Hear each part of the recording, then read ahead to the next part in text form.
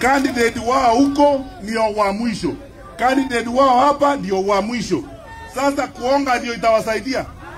Alafu wameanza kujigamba hapa eti wataiba, watafanya namna gani? Tutakuwa wapi wakiiba? Mtakubali hiyo maneno? Hapana. Tutaamuka asubuhi na hawa nataka kuambia wasikie hivi.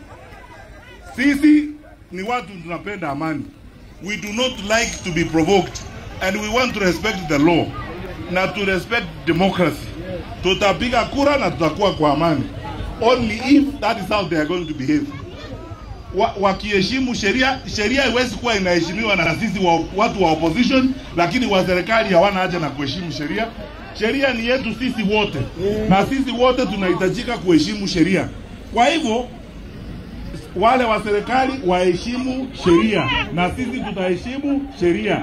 Kama sasa ni kuleta ujuaji wanataka kuleta hapa, hata sisi tutafanya nini namna hiyo, kwa sababu tutakuwa hapo wakihesabu hesabu, wakileta ujauri tunaleta, wakienda mbele tunaenda, tutaonana na wao huko wakati huo.